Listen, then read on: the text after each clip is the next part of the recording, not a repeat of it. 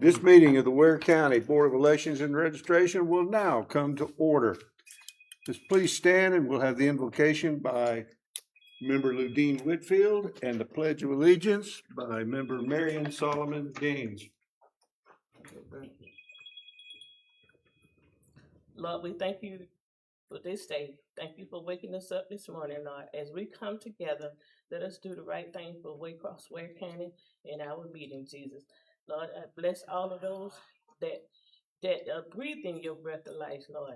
All of those that are breathing right now, Lord, I ask you to strengthen them and build them up, Lord. I ask all these blessings in your name. Amen. Amen. I pledge allegiance to the flag of the United States of America and to the republic for which it stands, one nation under God, indivisible, with liberty and justice for all.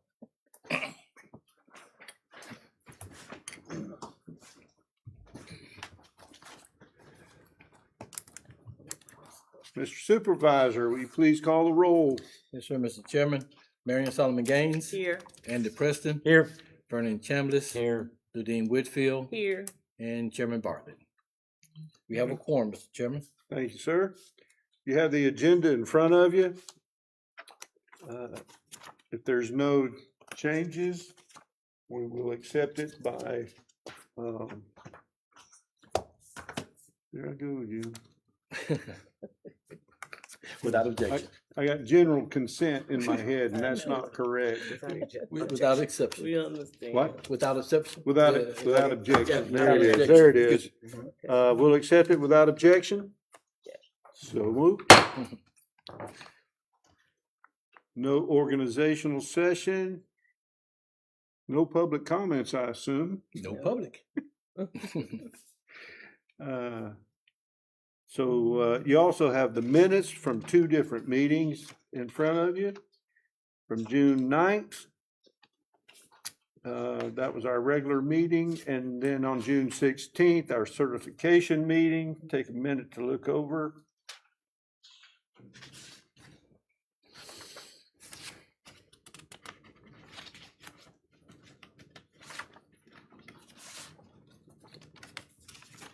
Anybody have any corrections?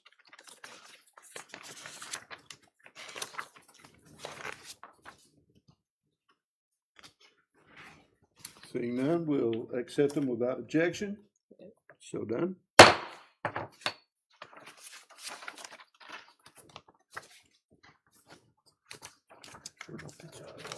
Good morning.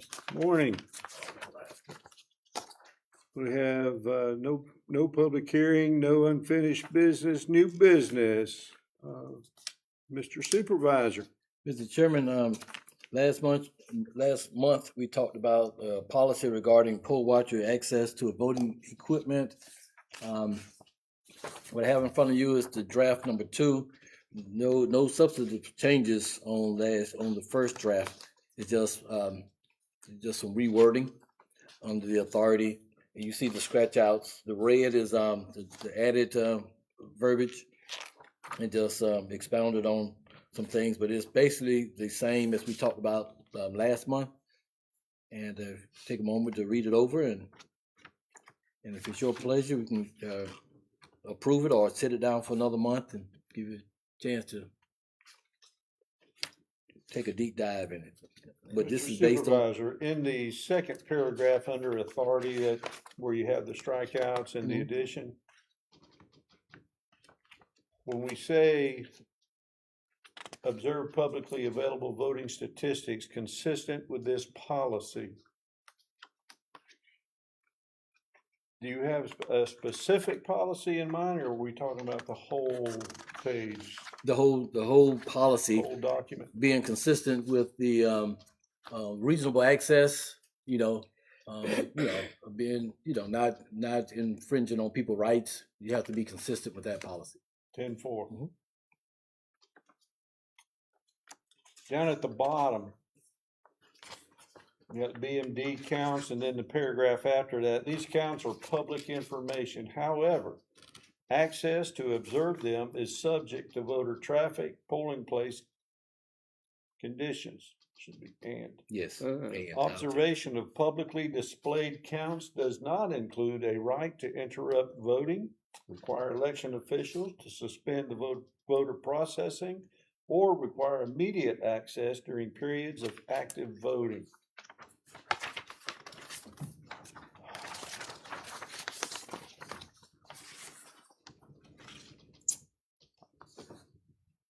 I'm having a problem with the count that, like we had talked about before, about anybody being amongst the machines, taking account whether there's voters there or not. And if it does not conflict with law or anything from the state election board that would authorize that, which I don't believe there is, I would say that we could just strike out BMD counts for poll watchers. I'd like to hear other opinions on that. Mr. Chairman, when you said your concern again? My concern is having poll watchers go make counts, Uh-huh. whether there's voters there or not, Okay. because I see no reasonable or rational purpose for it. Because that same information should be on the scanner. Yes. Okay, I understand what you're saying. Yeah, I sure do.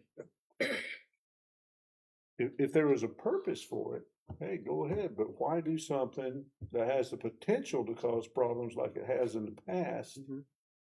Just eliminate the problem altogether. I agree. Mr. Vernon, I agree. you agree?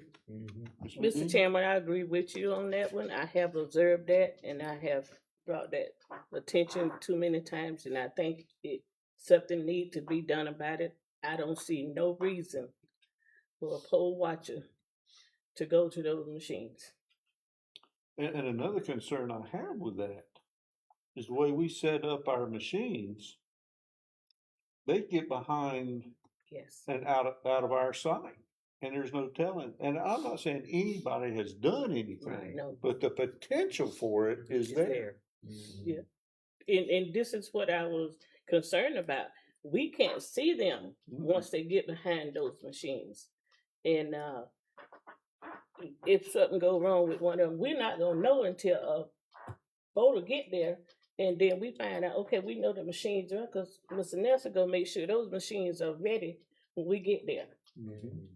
And this, I do agree. I think that they should not be allowed to go to those machines at no time. If they need a count, they can go to the scanner. It has the exact account number as to what is going on. I don't see no reason for it, and I agree with you on that one. Mr. Preston, do you have a comment?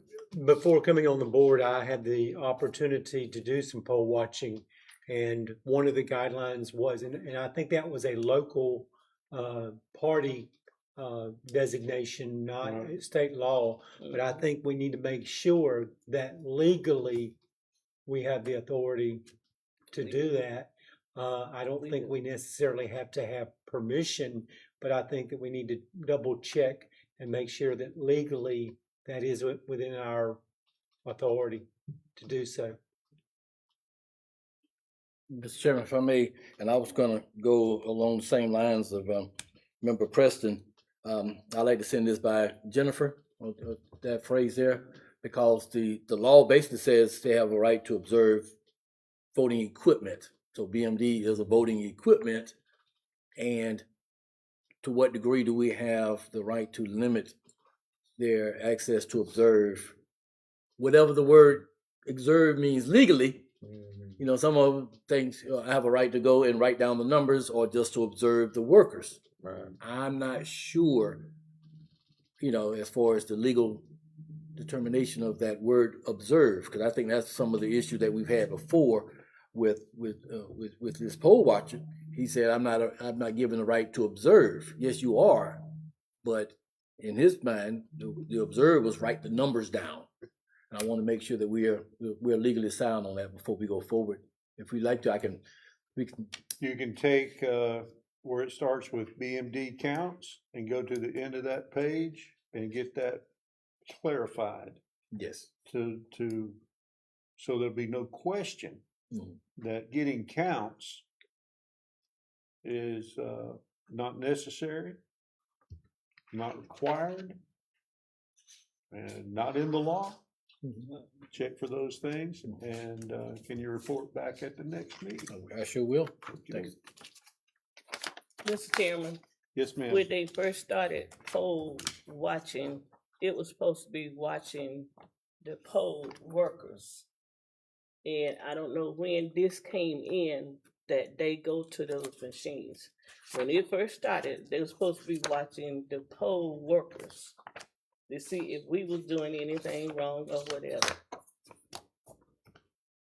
And I recognize that too, and it hasn't been until recently, the last decade or so, that the machines themselves have come into play as being possibly nefarious. And I think that has really, well, I mean, it's obvious that that has got a lot of people stirred up. Yes. Correct. And I think that's what they're trying to look for, but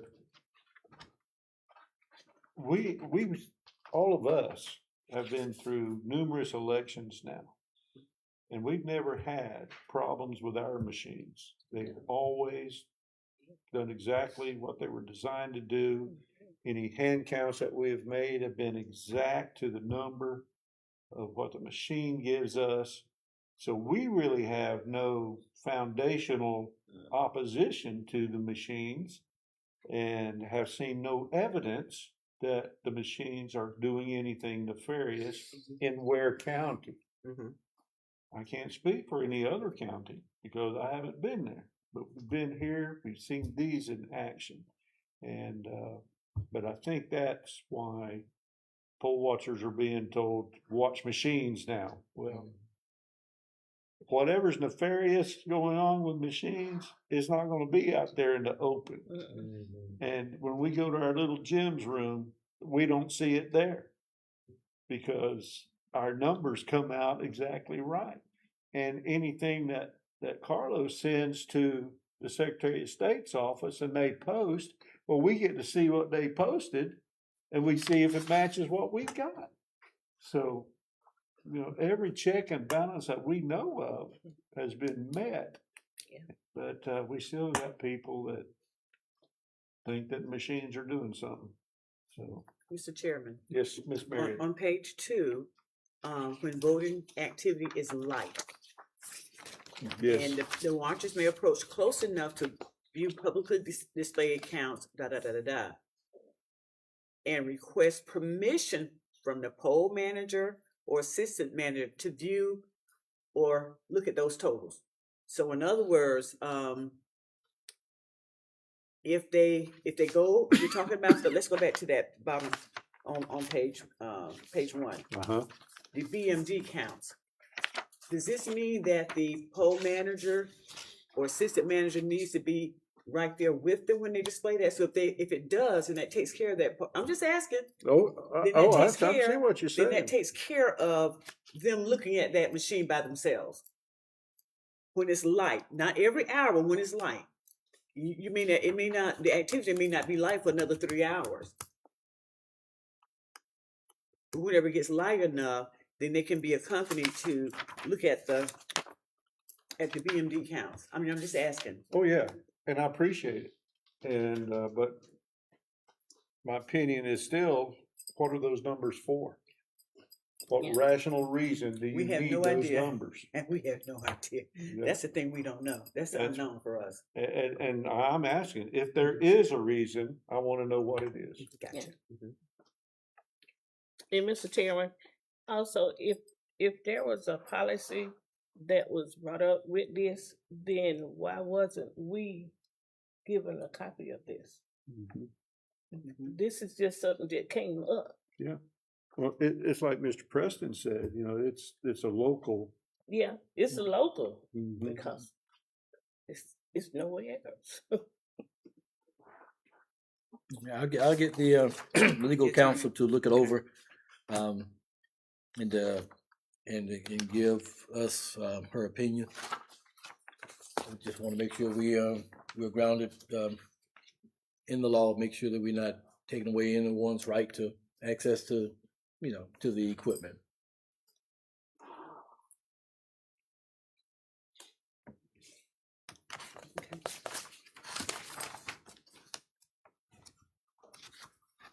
And this whole policy, as you see in the title, it's for access to voting equipment.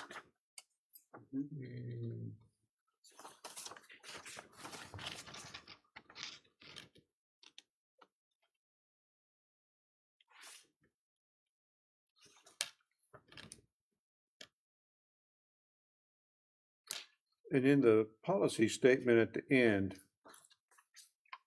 the last sentence, this policy is intended to ensure that authorized poll watchers are afforded meaningful observation opportunities while preserving every voter's constitutional right to cast a secret ballot and every election official's duty to conduct an orderly election. So that's pretty specific to, the equipment. And this does not address what Member Whitfield was saying, that poll watchers originally were to watch the poll workers to make sure they were doing their job correctly, because we do have procedures and protocols that have to be followed by law. And that's where most problems arise in the voting process, is human beings making mistakes. And to say that there are no nefarious people working, when you talk about all the people working across this country trying to get a vote in on that day, you can't say there's no nefarious people. So we're trying to protect ourselves from incompetency, just errors, human error, as well as nefarious people. And, but anyway, this is, like I say, this is just for the access to the voting equipment and does not address the primary reason that they're there. And Mr. Chairman, the thing with this, if we don't have a voter at neither one of the machines, and we have someone come in, they determine they're gonna write those numbers down. And I tell them, you got to leave, because we got a voter in here. And this is really what's the problem coming up. You got to leave if there's a voter in there, but they still want to write down the number. It's the same number. Yeah. Because if you wrote it down 20 minutes ago and we didn't have a voter come in, it's still the same. Right. But they don't want to leave when we got a voter come in. They cannot be at that no machine. I wouldn't care if it was number one. They cannot be in there. And this is the issue that we're having. I agree. All right. Is there any more discussion on this policy? Yes, sir. We don't need to take any action because supervisor has some work to do. Yep. So we'll take it up next time. Yep.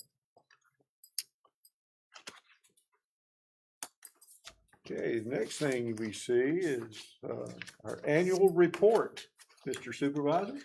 Yes, Mr. Chairman. Last year I did kind of like a little verbal thing as of July 1, talking about what we did for the previous year. And our budget year is July 1 to June 30th. So I decided to do more detailed report for you, talk about what we've done over the past year, our successes, our struggles. And so this is what you have in front of you. I'm not expecting you to read it all right now today.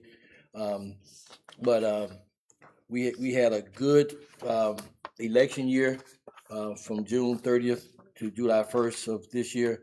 We ran through, the city election last year, and then we had the two elections this year, and we've done pretty well. Minus some little hiccups. In elections, you would never have a perfect election, okay? But we want to grow every time we have an election and improve our processes. So What you have here, you have a opening letter just states what you have in your annual report, and then you have the mission statement that we have going forward, and then on the next page you have the annual voter registration report. This is something I'm proud that we have accumulated this year. It gives you a snapshot of everything we've done this year. We have a total of 22,711 registered voters. Of course, that's changed between now and the first of the month because it changes every day. But that's what we had as of July 1. Active voters 20,939. Inactive, you see that number there. New registration, we had 1,529 new registrations this past program year. So I'm not sure. Well, I don't have any historical data. The good thing about starting this now, every year, I'm going to be able to compare as we go forward. The changes in our registration, changes in our inactive numbers, and the whole 9 yards. You see the inactive number is 1,772. That's for various reasons. People just not voting. A lot of the inactive will be coming off if they don't vote to general elections. That's when we do the list maintenance that the state will require every year. And so, they have increased that. We go through a lot of changes, and you'll see in the budget that we've sent out so much. We overspent our postage budget. It's just outrageous because every time we remove someone, of course we don't remove them. We send them a letter first, saying that, hey, you haven't voted. You need to come in and let us know that you still want to maintain your position on the voter rolls. If we don't hear from them, then we send them another letter. You're going to be removed. So everybody gets at least 2 letters before they even removed. And so it just increasing postage costs. So postage going up again as of, I think, this week.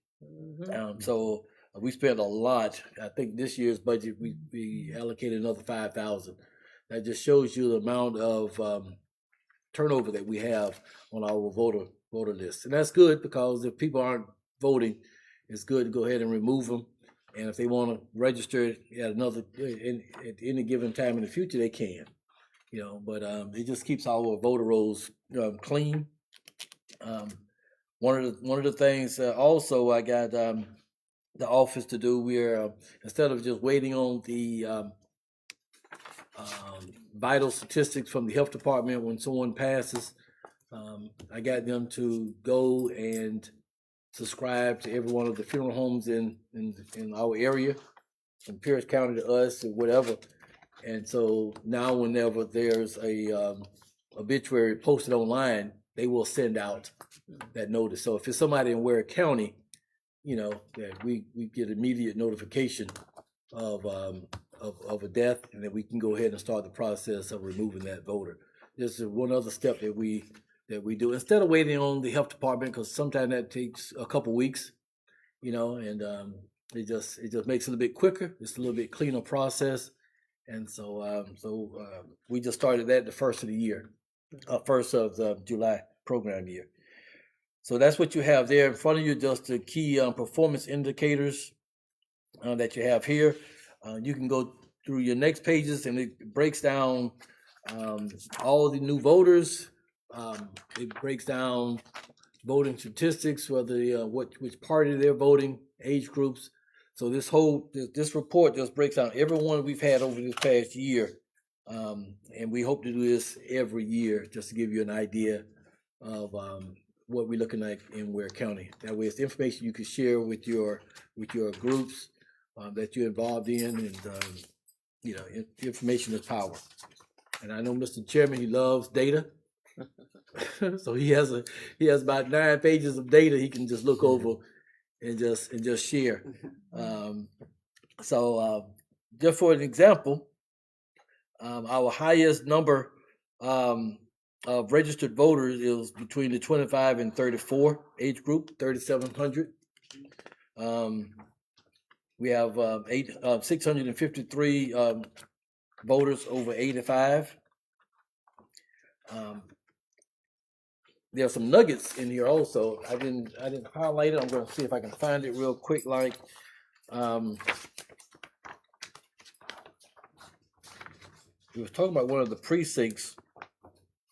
I don't have the pages number, but on one of the precincts, on one of the pages, it lists the new registration by precincts, and it shows you how many new registrations that we have each area. Of course, like 100 City Auditorium, they have 100 and 200B. Second Baptist Church have 200C and 400. So I have them all broken down to all 13 precincts. But I hope you enjoy the data. But I can say that we have done well this past year, and I'm excited with the progress that we're making, and we're looking pretty good going forward. And we have good staff and good people. Got a question. Yes. On chapter 6, new registrants who participated. 1,529 new registrants, but only 103 of them participated. Yes, sir. I will show you that there's some nuggets in here that you can, once you look into it, you'll be like, wow. That's the truth. Yeah. And that's from July of last year. That means through city election, through the primary, and through the runoff. That's the percentage that we've had new registrants. And I always tell people all the time when they come in and do registrations and they want to do a registration drive, and I always tell them registration drives are great, but we still got 20,000 people on that list. If a lot of them aren't voting. I mean, if you go out there and you mine that little group and try to get the voters that's already registered to vote, but just getting a new registration that's not voting, that doesn't serve our purpose. That's good for the numbers, but I want to see more people vote. Especially young people. Yes. Yeah. On chapter 2, active versus inactive voter registration report. You start with total registered. Could we have the column that would say total possible registrations? The total voting age population in the county. Can you find that number anywhere? See. I want to know how many people live in the county, Oh. whether they're registered to vote or not. Mhm. Start with that, and then we get our total registered compared to how many possible registrations we could have. I would have to look at the census data because you have to find out the 18 and over, because the population number would be skewed, of course, with 5 to 6 year olds. And I wouldn't put a whole lot of validity into that number, but at least it'd be in a ballpark. Yes. And see what kind of potential registration numbers we could have. Okay, I'll look into that. We'll do that. I like your report, sir. Well done. Very well done. Like I said, going forward, I want to do this every year because what we try to talk to our poll workers about, especially poll managers, basically how can we make the next election better, and we want to keep improving because there's no perfect elections. We will never have a perfect, No. even though we mighty close. No. yeah. Well, I think we do pretty well. Yeah. Yeah. This last election was probably as close as we can come because I stayed in office and didn't have to go nowhere except when I wanted to go vote. But it was a long day. Well, speaking of that, I don't think we have it on our agenda. Have we considered offering half days for poll workers? We have early on, but we don't have the numbers. Some counties that have a lot of poll workers, they offer that. But we do have a lot of people that turn it down whenever they realize they have to be there from 5:45 until 7:30. But we just don't have the numbers to do it. But if you offered it and they started signing up wanting half days, And we could say, we will accommodate if we can. Mhm. But if you get 2 half-days, that gives you a whole day. I mean, that's true. I wouldn't do the managers that way and the No, key assistant no, managers, because I wouldn't change leadership during midday. exactly. But a But scanner some- person, but a something like that. greeter, Mhm. somebody like that, That's because we do have a lot of elderly people working Yes. as poll workers. Mhm. And I bet you'd get a bunch more if we would offer half-day. If we can get the numbers, I would hate to be able to pick and choose and say offered half days, or if we have the numbers and we have the number to do 10 and another 15 would like it, well, then they would be like, well, why they getting half days and I can't. I would love half days. I would look at it Yeah. like that too. Yeah. So Maybe start a drive. We're in July now, November. I don't know if be enough time now to put a campaign together to try to recruit half-days I between agree. now and November. I don't think so. I don't. But Yeah. maybe after November, we can start preparing for the next big round. Okay. I'll look at that. All right. Mr. Chairman, even on that would, we never know when the Secretary of State might walk in. And if we ain't got to greet at that door, you got a problem. I mean, but they couldn't leave until their half-day person Now, relief we would ain't come. there. Yeah. I'm gonna say Yeah. they can't leave, That's right. but You gotta be but this relieved. is a Yeah, gotta be relieved situation. first. Yeah, I mean, are you gonna be able to have people? We don't even have enough poll workers now. Yeah. But I understand what the chairman is saying. If you offer it and if we get another 30 people that's saying I can work half days, Mhm. that's, That's that's 15 days. that could be 15 half shifts Mhm. from some, and I can see it like that, Give it a shot. and we don't know unless we try to see how many people would mind Yeah. working half days. I know we just had husband and wife applied, and the husband came back and he said my wife said she just couldn't after she thought about it and couldn't go a whole day, That's right. Yeah. and that's a good, that's a good point to make. All right, updated board handbook. Okay, Mr. Chairman, every year we go through this handbook.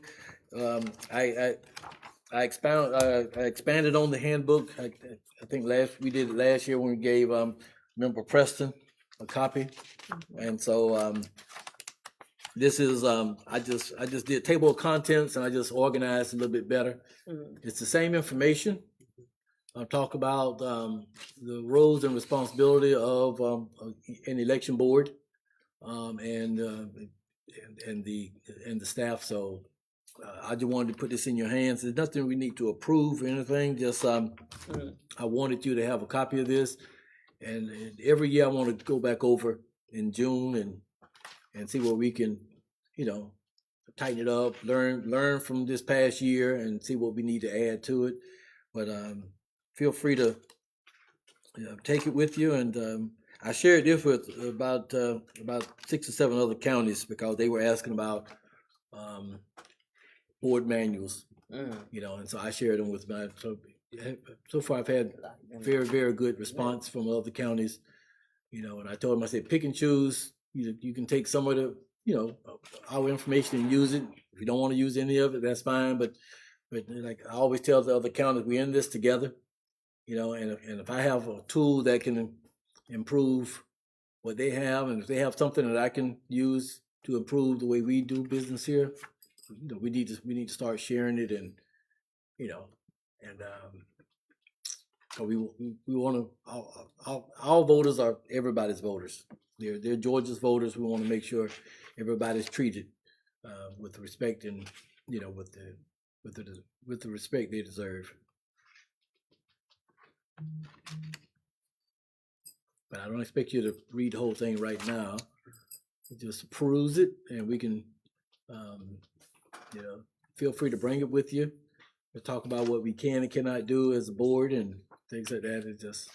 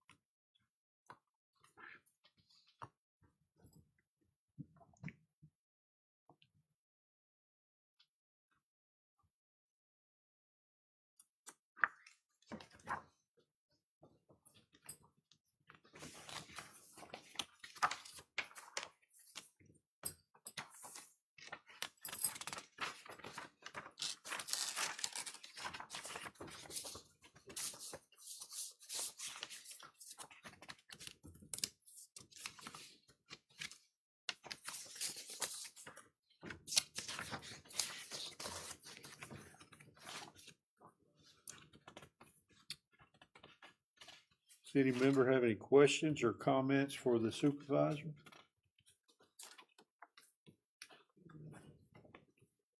I know I'm giving you a lot of information today, but like I say, feel free to take it home, and Very well done. when you can't sleep at night, you can open this up and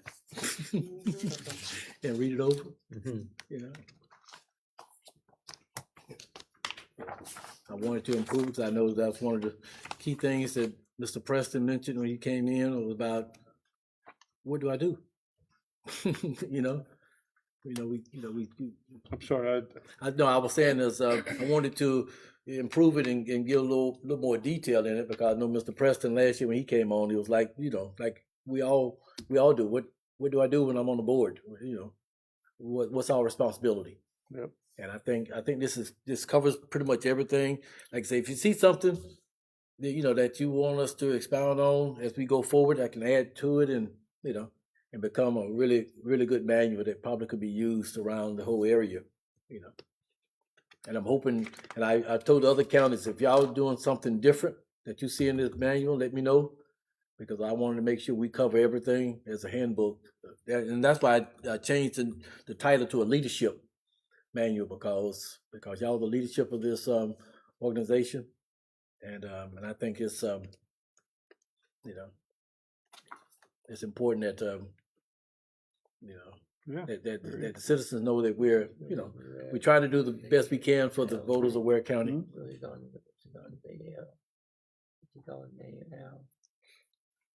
Oh, probably. And what you call him? He's from something else. Change his name. Vern wants to know the name of your AI. I rename. I call him Al. Okay, that's good. He did have another name, Al. didn't he? Yeah, and I'm doing a little training with our regional group tomorrow on getting the best use out of AI, in election offices, because a lot of counties, they only use it for editing. They don't use it for the data analytics and things like that, and that's what we're doing. And so they use it just for the email drafting and basic stuff. And I'm like, no. There's much more that you can do, but you got to give it the information. You got to tell it what to look for. And so we're gonna do a little training. Me and the assistant supervisor in Glenn County, we're gonna do a little training, because she went to a national conference. And when I said I wanted to be on the agenda, she said, "Oh, that's perfect, because I just had a conference and they talked about AI and elections, and not just, like I said, not just proofreading. You want to put it to use in some data and stuff that you can use. So I appreciate it." And Al is short for my artificial liaison. That's what Al stands for. Very good. All right, number 11, Mr. Supervisor, you got some stuff to tell us. I just want to give you an update on the Public Service Commission District 3, the GOP race that we had a recount on. Mr. Chairman sat in with us on that day, and our numbers matched exactly the way they were posted and certified on election day. So our recount numbers were right on. We did have our ICC scanner issue that day. That it was it took us almost all day long to do the 1,500 ballots. Has that been rectified? We have already sent it off. I sent it off a week and a half ago, and so they're gonna, hopefully they'll get it back to me within the next couple of weeks. But when it comes back, the state has to come down to recertify the equipment and make sure, it's tamper-proof and all that good stuff. But I'm glad we discovered it during the recount and not during the election, because it was really jamming up, and it was really having some issues that day. So but the bottom line is, after all of that happened, and we ran the election summary report at the end, and I showed the chairman, I asked, said, what was the numbers? And we looked back, we didn't know what the numbers were. I didn't want to look at them until after we did the recount. But the election day certified numbers, it matched exactly for what the recount was. And so everything was spot on. So, and I appreciate the chairman sitting in and helping that whole day. I don't know if I was helping too much, but. That was a long day. That was a long day. And the next one is the risk limiting audit that we had for the runoff numbers matched again perfectly. And that's the one we do by hand. We look at it, and so we had 3 poll workers that came in that day, and it took about an hour and a half, and we ran those ballots through. We didn't run them through. They looked at each one of the ballots, and so everything was perfect on that. So thumbs up to our poll workers and the staff who did a good job on that. Mr. Chairman, Ms. Perry, I just want to, I looked at the state numbers as well when they did their audit. Mhm. I gotta write the number down. It was over 1 million people. Anyway, Mhm. their accuracy rate was also 99.9979%. The discrepancies, they had 23 ballots that were hand marked. Okay.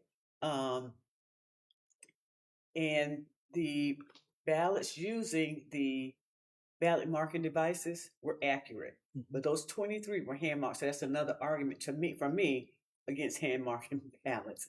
But they were, they did pretty good. The accuracy rate was pretty high statewide. That's correct. Statewide was pretty high. So that just gives me more confidence in the way we're doing things and what we're doing with those ballots. So I just want to share that, Mr. Chairman. thank you, ma'am. If I may add, the majority of those ballots, the 23, was because of adjudication. Because when I know Ms. Ludine, and with the Republican monitor, I mean, they're on the adjudication team with the chairman normally, and when they look at a ballot that needs to be adjudicated, sometimes they'll say, well, I think that ballot's for candidate A, Right. or candidate B, or no vote. But we didn't have any, but statewide they had some. Yeah. And so on the risk limiting audit, you will have an adjudication team there, and it may be 3 different people, and they look at it and they say, I think this is going to be for ballot, for number, for candidate B instead of A. Or candidate B, yeah. And so that will change that because it's subjective to Exactly. human eyes, Exactly. people's opinions, and so of those 23 ballots, the majority of those were just that type of adjudication issues, not issues. It's just opinions. Determinations by our eyes. Yes, that's Human correct. eyes. But like Yeah, I you found said, it but the interesting, machines were spot on. Okay, thank you. Okay, is that it? Okay, I just want to give a recount of the June 16th general primary. And there's not much to say other than we had a good election, and I appreciate everything that y'all have done. I do, I still say we have one of the best boards anywhere. Amen. I can say we have one of the most knowledgeable boards. Amen. Anywhere. And y'all work well with the staff, and we really appreciate the support y'all give us. And I'm looking forward to a successful November. I'm looking forward to every election being successful, but the next one will be November. New legislation in the SEB rule. Of course, you know that the legislative session met, so they postponed the QR code removal, which was great because it was going to throw us into chaos. The key things now is that the legislature will appoint a committee, the House, the Senate, the governor, whatever, and they're going to start looking at alternatives for new equipment. I can't tell you what they're looking at. Ballot marking device, on-demand balloting. Printers is an option. Total new equipment is another option. So they're going to start doing that. I'm not sure when, but I know it's going to be after November when they really get going. I'm just hoping they don't do like they did last time, before the 2020 election. They started changing out equipment sometime in November, December. And then before long, it was a presidential preference primary in March. So, they need to make sure that they give election officers the adequate time to train, to learn what they're doing with this equipment. You know, that's one of my concerns. You know, they didn't put any election professionals on the committee. I'm hoping they will have some ad hoc committees to let the election people, whatever they're looking at, let us come in and at least kind of play with it a little bit and say, hey, this works well, this doesn't work well, or something, because I don't want to be ugly. I don't want to put put it all in the hands of the legislature to say this is what we need to use. We need to put it in the hands of the people that's going to be working, doing it day to day. And so that's what I'm hoping for. Any questions on the legislation? So we don't have to worry about nothing in November. The budget, as far as paper ballots, we don't have to worry about that in November. We will still be working with the same equipment until the state decide what to do before January 28th. Mr. Chairman. Hold just a second. Are you talking about this that you had today? No, that's going to be the next one. That's the Okay, I SEB. was gonna ask Ms. that Marion? That's the That next was- one. That was my question. Okay, thank you. That was my question. Thank You've you. been cooling head. Now the SEB rule, that's another issue. Yes, Lord All right, Jesus. so on the same line, you got two different Yes, subjects. Okay, Mhm. legislation and the SEB rule. all right. Now we're going to the SEB rule. Yes. Now the SEB rule was recently passed. This is the one they have decided that we will provide a number list, pen and ink number list on election day. And early voting too. And so imagine this: we have the poll pads. And the poll pad, you go through the process, you get your voter card, and you go vote. Now, once the like early voting, once that's over, we upload the data. It will send us an early voting number list. Okay, and we use that to reconcile, and that's what I did this last time, letting you know that we had 1,500 voters, we had 1,500 people on the number list. Okay, so that's what we do to reconcile the numbers. And then on the election day, we do the same thing. So that Wednesday morning after the election day, we upload all the data from the poll pads, and then later that evening or Thursday, we'll get a list of number list of voters that voted at every precinct. Okay. Now what they're asking us to do is to, whenever we go through the process, you come up and you give me your ID, you sign it, we give you your voter card. Now we must write down your name on a handwritten pen and ink number list. Okay. I don't know the reason why, other than, and they made specific wording. It says ink number list And bold. in bold. It says ink. I do have issues. I'm waiting to talk to someone to determine.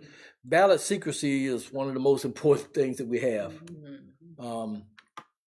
I am concerned that there's ways, if you put them in order, that people arrive at precincts, especially low number precincts, Westboro or another precinct, Haywood or whatever. You may only have a few voters here or there during certain times of the day. You put them in order. You can go back in the system and say, look, who was the first voter? It won't be a name. Okay. In the system, in the EMS system, it say, well, this ballot here on the memory stick was the first ballot recorded. Okay. Now you can take that number list and say, okay, Mr. Preston was the first voter at 300 precinct, and there was no other voter there for the next 15 minutes. There's a possibility of going back and doing an open record request and saying, who was the first voter? How did that first voter vote? Because that's part of the reconciliation that we go through, and we know what's called the cast votes records. We can look across the board and see how that ballot voted. That's my concern. I don't know, and that may not be what's happening. I don't know, but I want to talk with someone who understands the inner workings of the cast votes records, because my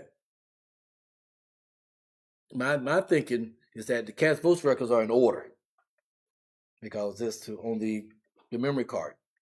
Okay, so the first ballot, second ballot, third ballot won't have a name, but now you're gonna have a number list that will say the first ballot was Andy Preston, second ballot was Marion Solomon Gaines, third ballot was Danny Bartlett, fourth ballot was whatever, going down the list, and now there's a possibility you can go in and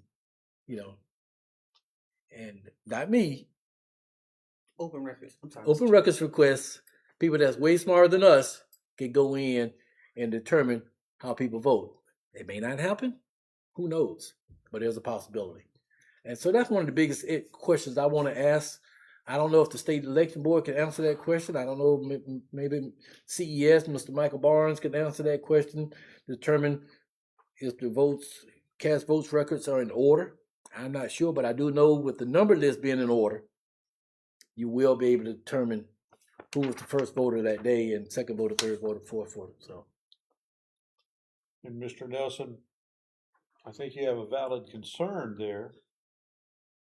My concern is slowing up the process. If we have to stop and take the time to write down the person's name when you register on the poll pad, and we already print out a registered voter list, I don't see the value of the redundancy. And what I do see is if I suspect that November is going to be a well-attended election. Oh, yeah. So we're going to have a Really? line without having to write the names down. Okay. And now you're going to take and stop and have to write them down in order. And if we have to do, I don't think it says when you have to do it, but if you want a numbered list of how they voted, you're going to have to take it as they walk in the door before they even get to the poll pad. but you can't do it before, because that person may not have the identification required, may do That's a provision, correct. so you have to do All it right, after.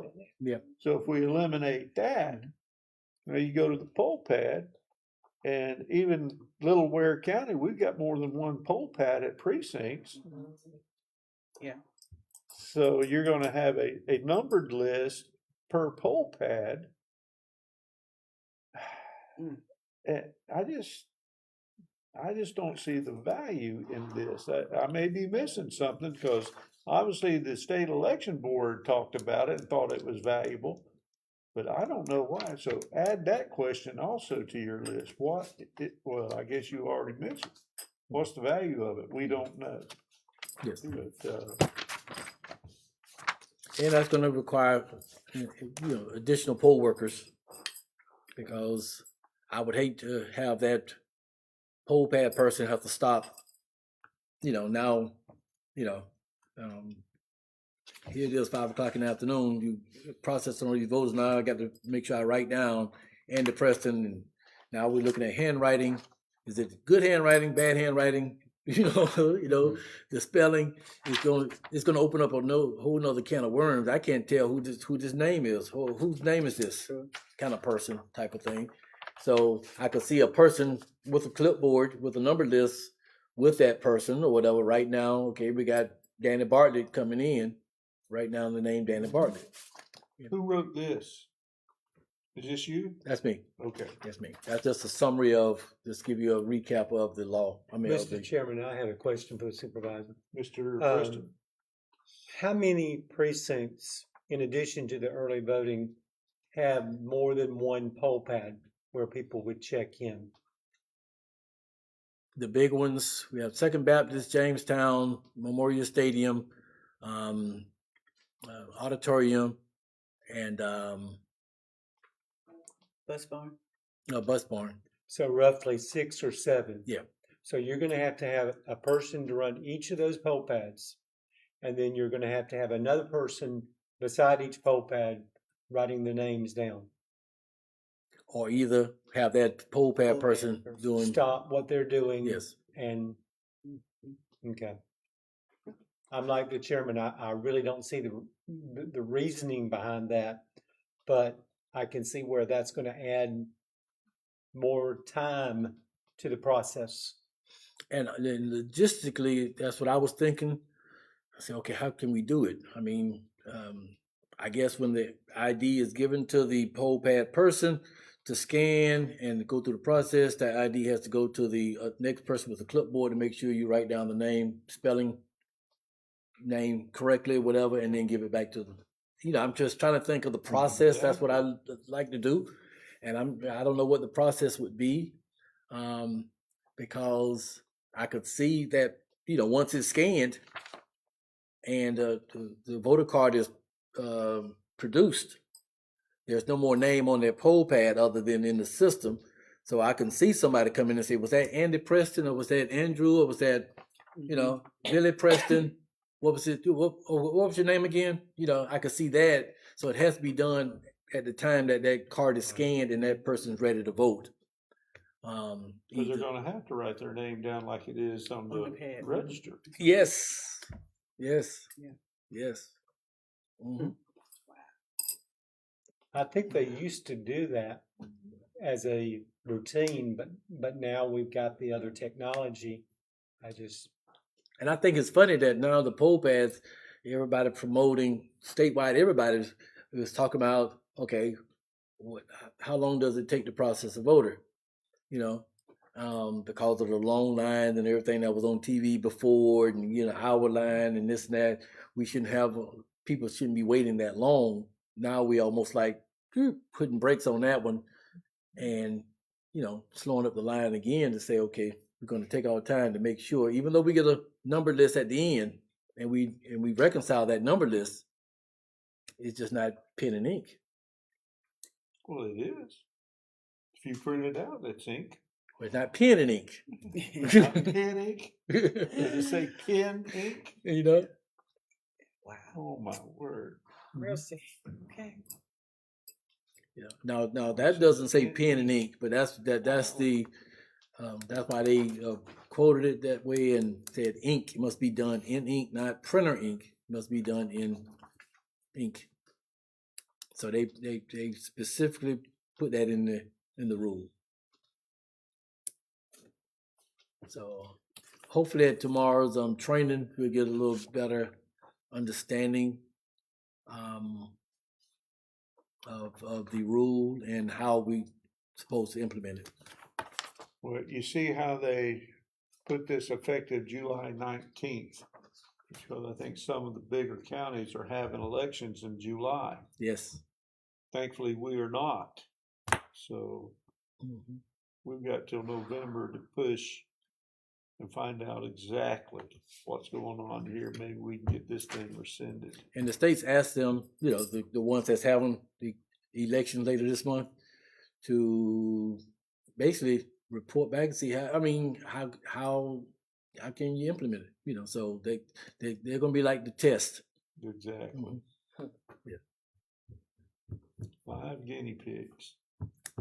I don't see no way it could be done. So Any other questions about the SEB rule?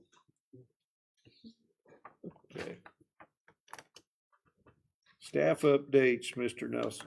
Do want to let you know that our election clerk, registrar, Ms. Laura, will be leaving August the 28th, 27th is her last day. And so once that takes effect, Taylor will be moving over to that position.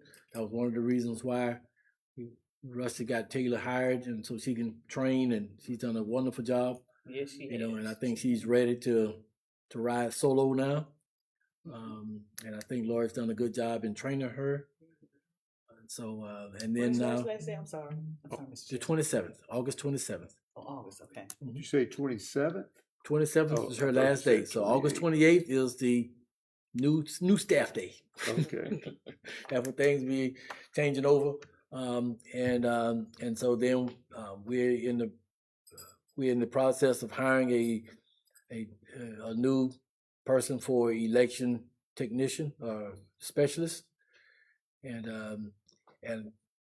last year when I approached the board and the county gave us the opportunity to hire someone, I was really looking for someone that could handle the equipment because it's a lot of lifting and programming and moving back and forth and stuff like that. And when Taylor came along and looked at it and looked at what she brought to the table, that's when I kind of like changed and said, let's, since Laura's leaving in a year, let's get her trained, and so she can take over. And so she's ready for that.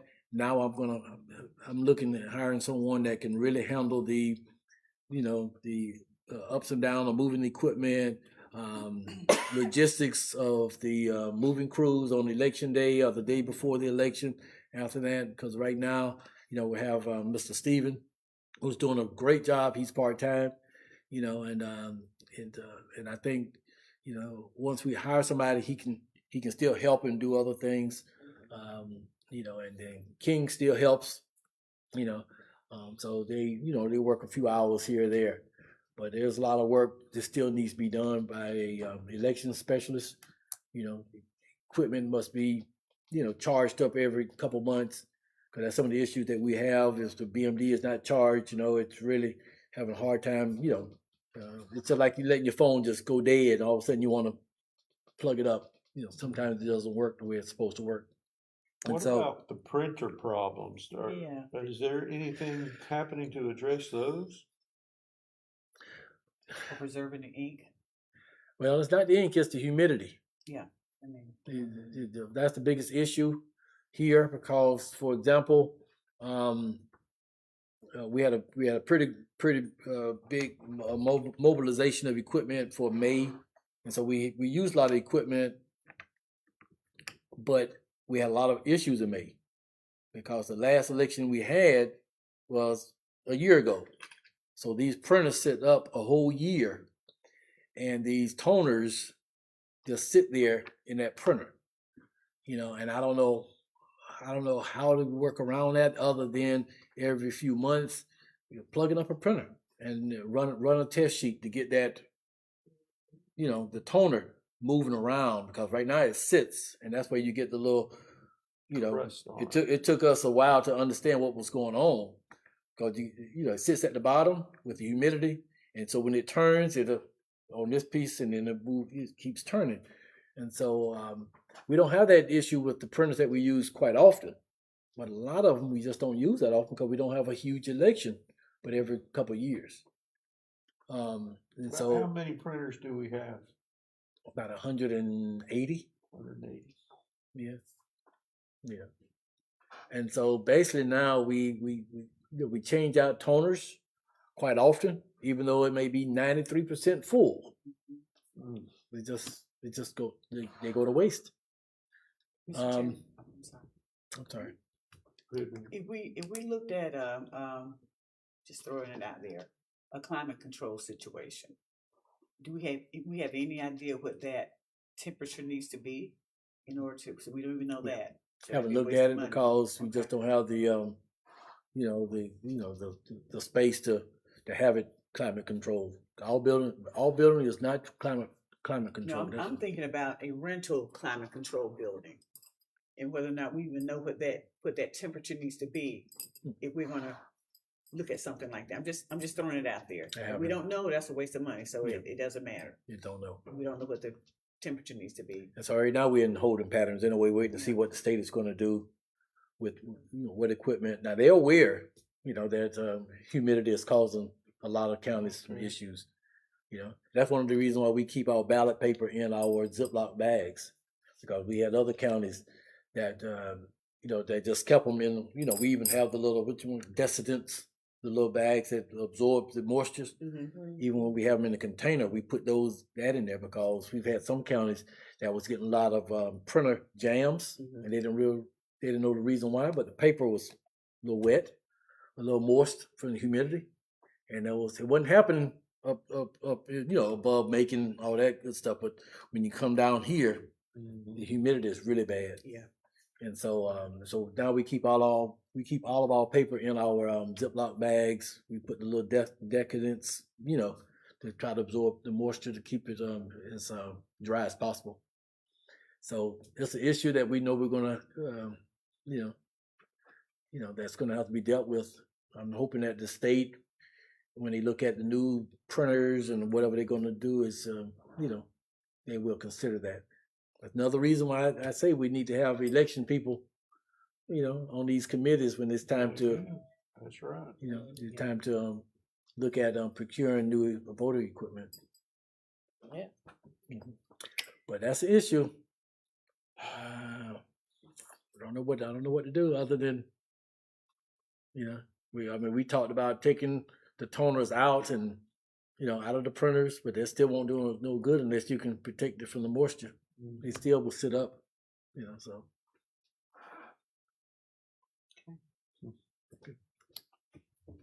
Okay. The last item, well, I have two items. I have the tri-regional meeting. I mentioned that we have a meeting in Jessup tomorrow. We're working with 3 other regions, and we all come together as a big group. I think it's a great idea, showing that we all working together in South Georgia. And so we're going to have people from the state, SEB, coming down and just giving us updates on the equipment, different laws, different things like that. So we normally have this meeting every 2 to 3 months.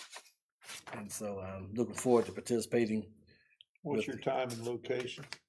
It's 10 o'clock in Jessup at the, I think the Coastal Pines over there too. It's at the Technical College.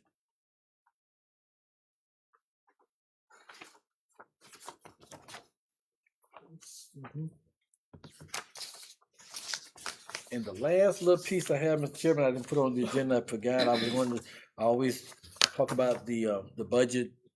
I don't have the numbers for the end of year. In the fiscal year, we're going to be right on it. But this is what you have in front of you is May. Just missing June because they haven't provided June yet. It may be in my email box now as we speak. But I also gave you kind of like a little budget analysis, and just shows you that some of our trends, what we increased. Originally we had put additional $18,000 in the budget to handle paper for the November election. We took that out because since the special session, we don't need the additional paper. But basically, there's a 6% increase in our budget this past from last year to this year. You see where we have additional $5,000 in the budget for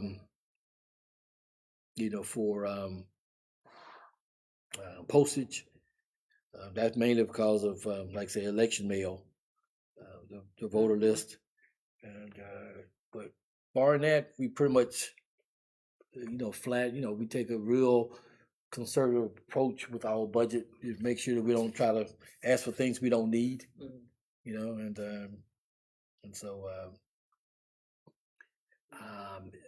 as soon as I get the approved budget from the county, I will send it over to you because this is on the projected numbers.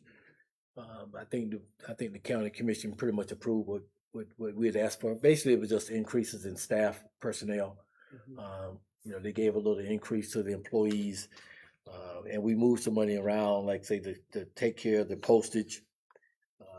A little small increase in our year over year, but we've come a long way in the past few years as far as getting to where we need to be. Any questions on the budget? And I will go ahead and email this out to you whenever Ms. Beverly sends in, the approved budget numbers. I'll send it out to you.